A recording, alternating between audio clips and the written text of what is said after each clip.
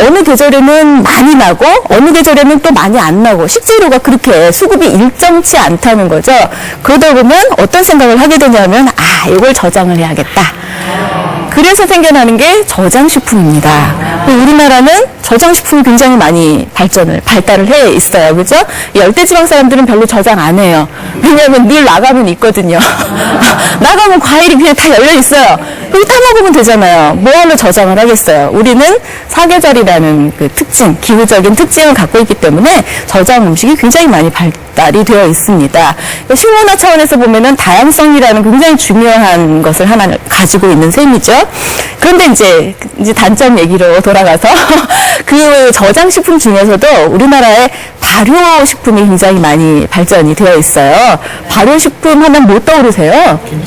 김치, 예, 대표적이죠. 김치도 있고, 장류도 있고, 젓갈류도 있고, 그런 것들이 모두 다 저장식품인 동시에 발효를 거쳐서 저장이 되는 그런 식품입니다.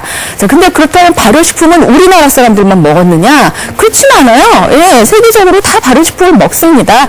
단지 이제 그 지역에서 많이 먹는 걸 가지고 발효를 시키는 거죠. 그래서 낙농업이 발전을 했다? 그러면 치즈를 만드는 거고, 요구르트 만들어 먹는 거고. 그런데 그런 발효라는 게 도대체 뭐냐? 도대체 뭐길래 인간이 발효를 그렇게 식생활에 응용을 해왔느냐 생각을 해보면 발효는 미생물이 일을 하는 거예요. 그렇죠? 우리가 하는 게 우리도 물론 이렇게 발효 잘 되라 하고 이제 김치 버무려서 놓긴 하지만 버무려 놓은 다음에 발효시키는 건 누가 해요? 그건 미생물이 하는 거거든요. 예. 근데 미생물이 너무나 당연한 얘기지만 미생물이 우리를 위해서 일할까요? 자기를 위해서 일할까요? 지들 먹고 살자고 하는 일이에요. 예.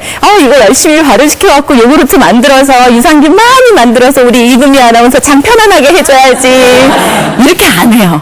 자기 마음대로 해요. 그러다 보니까 공기 중에 있는 그 수많은 그 미생물들이 어떤 미생물만 작용하고 또 어떤 미생물들은 작용하지 않고 그러는 게 아니에요. 그냥 서로 경쟁적으로 너도 나도 그 식품을 이용을 해서 자기가 살아남고자 경쟁을 합니다. 그런데 발효가 조건에 따라서 어떤 균은 더 잘 자랄 수 있고 또 어떤 균은 잘 못 자라는 그런 조건들이 있어요. 그러다 보니까 이제 어떤 조건에서는 요구르트가 잘 만들어지고 어떤 조건에서는 또 술이 잘 만들어지고 그런 이제 발효가 달라지는 거죠. 우리나라의 대표적인 발효식품이라고 하면은 이제 장류가 기본적으로 뭐 한국 음식 맛은 장맛이다 할 정도로 장류가 굉장히 많이 발달이 되어 있는데 그 장류가 그러면 그렇게 좋기만 한 것인가? 이제 그 얘기를 한번 해보려고 해요. 자, 바이오제닉 아민이라는 단어를 들어보셨나요? 못 들어보셨죠? 예, 이게 새로 나오는데 굉장히 새 얼굴입니다. 예, 콜레스테롤 이미 다 아시죠? 예, 트랜스 지방산 몇 년 전까지 모르셨어요, 그죠? 몇 년 전까지 모르셨다가 이제 트랜스 지방산이 얼마나 위험한 건지도 다 아셨어요. 바이오제닉 아민에 대해서 연구가 시작된 것이 오래되지가 않았어요. 그러다 보니까 연구자들 사이에서도 바이오제닉 아민의 위험성이라든지 바이오제닉 아민의 뭐 실체에 대해서 잘 모르는 경우도 꽤 많이 있어요. 바이오제닉 아민이라는 것이 도대체 뭐길래 발효음식의 본병이라는 표현을 제가 썼는지 설명을 드릴게요. 바이오제닉 아민이라는 것은 단백질 식품이 발효가 되거나 또는 부패가 될 때 일어납니다. 제가 지금 발효랑 부패라는 단어 두 개를 썼는데요. 발효하고 부패는 거의 비슷한 거예요. 정말 한 끗 차이예요.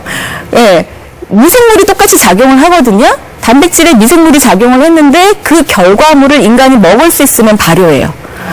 그 결과물을 인간이 먹을 수 없으면 부패예요. 그러니까 어떤 균이 많이 작용을 하느냐에 따라서 발효도 되고 부패도 되는 거예요. 그런데 발효 과정에서 우리 몸에 좋은 균들만 계속 자라지는 않아요. 그러다 보니까 조금 곁길로 가게 될 수도 있고 그렇게 돼서 많이 곁길로 가면 부패가 될 수도 있는 거고 그러다가 조금 잘못되면 바이오제닉 아민이라는 물질이 만들어지게 되는 거죠. 그래서 발효 과정은 철저하게 과학적으로 컨트롤하지 않으면 얼마든지 잡균이 번식할 수 있는 가능성을 배제할 수가 없습니다. 예. 그렇기 때문에 좋은 점은 많지만 특히 요즘에 이제 패스트푸드의 반대 개념으로 슬로우 푸드가 열풍이잖아요. 전 세계적으로. 그리고 슬로우 슬로우 푸드 중에 굉장히 중요한 요소로 얘기되고 있는 게 발효식품이거든요. 그러다 보니까 발효식품은 좋은 거다라는 인식이 굉장히 많이 팽배해 있는 게 사실인데 좋은 건 맞아요. 장점이 굉장히 많은데 그렇지만 완벽하지는 않다 하는 것이고 그런 의미에서 우리의 발효식품 대표적인 발효식품인 장미의 바이오제닉 아민은 꼭 짚고 넘어가야 될 부분이 아닌가 싶습니다. 또 이렇게 얘기하면 된장에만 바이오제닉 아민이 있나 생각하실 수도 있는데요. 그런 건 아니에요. 단백질이 발효될 때 바이오제닉 아민이 생긴다 그랬잖아요. 그리고 원 재료가 단백질이기만 하면 바이오제닉 아민이 발효 과정에서 생겨날 가능성은 다 있다고 보시면 돼요. 예. 예를 들면 우리나라만 발효 음식 먹는 거 아니잖아요. 어떤 거 서양에서 발효 음식 많이 먹는데 어떤 거 생각나세요?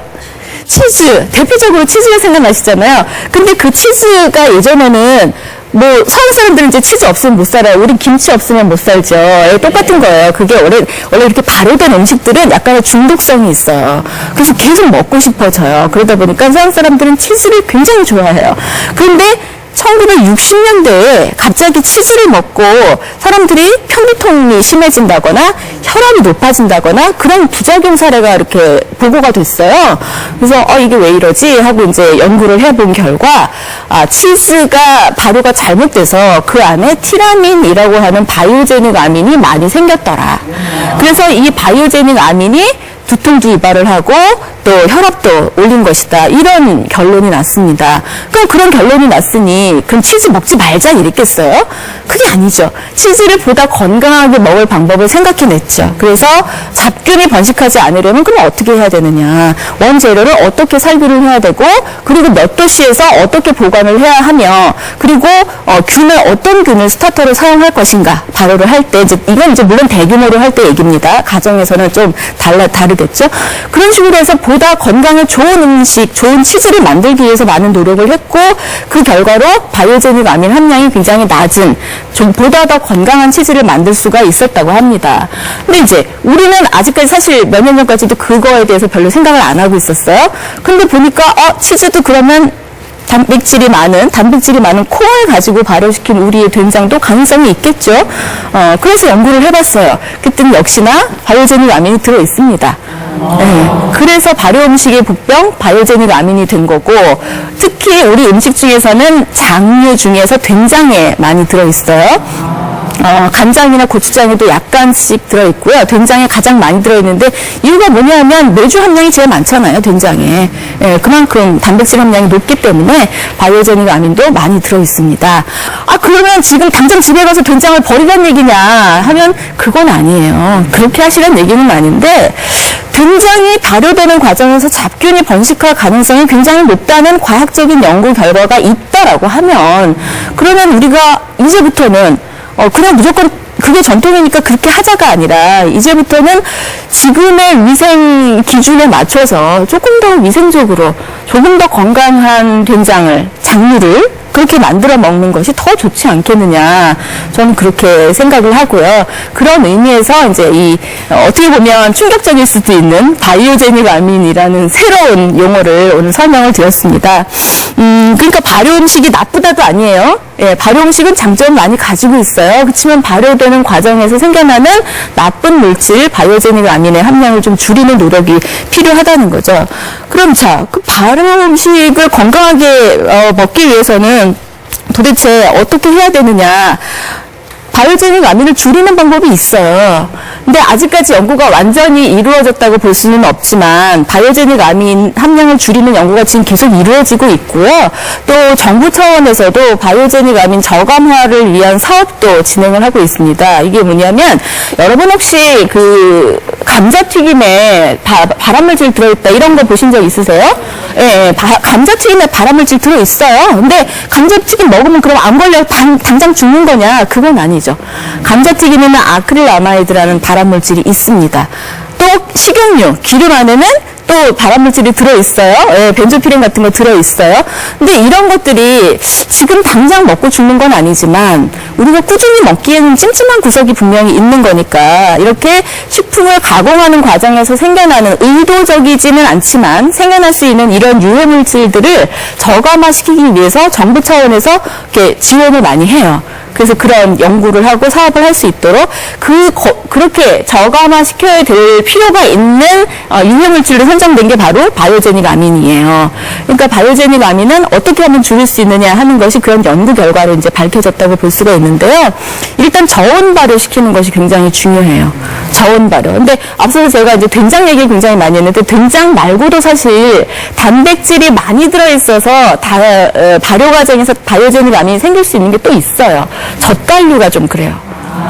젓갈이 이제 어패류를 저장하는 거잖아요. 어패류도 단백질이 많죠. 그러다 보니까 이제 저장 과정에서 그런 바이오제닉 아민이 생성이 되거든요. 그러니까 된장도 그렇고 젓갈류도 마찬가지로 일단은 발효를 할 때 저온 발효시키는 것이 좋아요. 그냥 실온에서 발효시키는 것보다 냉장 온도 정도에서 발효시킨다 하면 훨씬 더 안전하게 바이오제닉 아민 좀 줄어든 상태 그렇게 드실 수 있는 거고요. 저는 유통 과정도 조금 개선을 했으면 좋겠어요. 계속해서 유통 과정이라는 게 결국은 발효가 끝난 상태는 아니거든요. 발효가 계속해서 이루어지고 있는 거예요. 그 과정에서도 역시 바이오제닉 아민이라는 게 만들어질 수 있죠. 그래서 유통 과정도 이왕이면 냉장 유통을 하면 더 안전한 음식을 만들 수가 있고요. 또 포장의 경우도 보면은 가급적이면 공기와 닿지 않는 것이 좋아요. 산소와 접촉을 하게 되면 바이오제닉 아민이 훨씬 더 많이 생성이 되거든요. 그렇기 때문에 진공 포장을 해서 훨씬 더 안전하게 보관을 한다면 바이오제닉 아민 섭취를 줄일 수가 있고 우리 음식이 조금 더 건강해지는 거죠. 저는 굉장히 좋았던 게 뭐냐면 이전에 이렇게 자방고등어 한번 생각을 해보세요. 예전에는 실온에서 유통이 많이 됐었어요. 근데 지금은 진공 포장되고 냉장 또는 냉동 유통을 굉장히 많이 하고 있죠. 그만큼 조금씩 우리 한식이, 우리 식생활이 더 건강해지고 있다 이렇게 생각이 되고요. 만약에 이제 그런 문제점이 있다, 실온 유통이 문제다, 고온 발효가 문제다라는 것을 소비자들이 보다 많이 알고 있으면 그럼 생산자들은 소비자들의 눈높이에 맞춰서 그렇게 생산을 할 수밖에 없어요. 진공 포장 안 했는데 안 사면 진공 포장 하겠죠. 냉장 유통한 거 소비자들이 좋아하면 냉장 유통을 하겠죠.